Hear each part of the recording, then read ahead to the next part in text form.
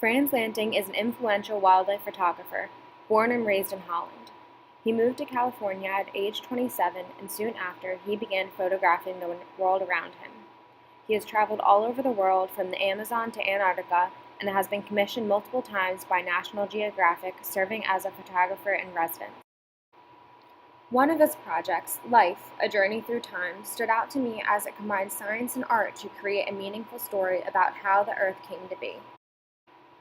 Frans found inspiration for the project when one evening on New Jersey's Delaware Bay, Lanting was standing on the beach at sundown and horseshoe crabs began to surface by the thousands. Lanting felt as though he was no longer in present day, feeling as though he had been transported back hundreds of millions of years. This experience led Lanting to begin to question that if he could experience something like that in New Jersey, what might he be able to find in other places around the world? And so, life began. Here is Lanting's portrayal of what he viewed the Big Bang would have looked like.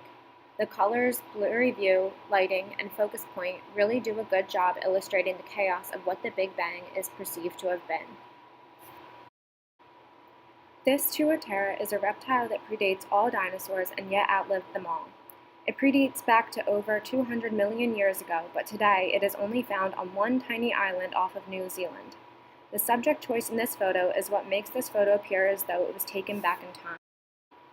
The creativity came in as Lanting faced the challenge of excluding anything that evolved later on after the time period he was attempting to depict in his photos.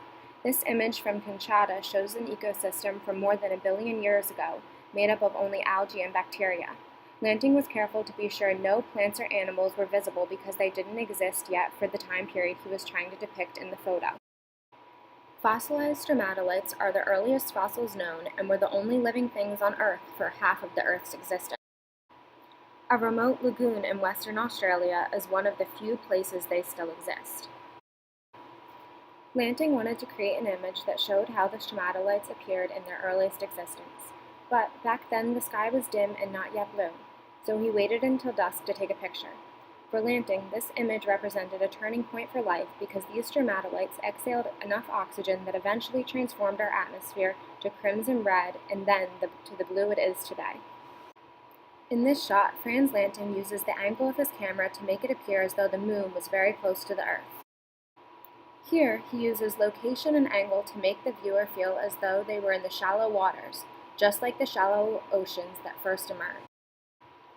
This intricate-looking sea creature shows life's organisms becoming more complex as they evolve. The contrast of color, the detail, and up-close shot add to the alien-like nature of the creature.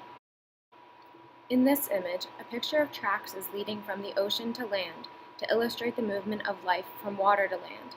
The hazy look over the water, cracked ground, and dull colors really gives this picture an ominous and prehistoric feel. What I discovered from Frans Lanting's Life project was the intriguing outcomes that come from combining professional photography and science. Reading and learning about the research that Lanting put into each photograph made me appreciate the art form so much more, as there was a purpose to every aspect of every photograph in the project. From the lighting he used, the time of day, his angles, and most importantly, his subjects. He told a very challenging story and created something that will hopefully lead those who viewed it to appreciate more the world around them and how it came to be.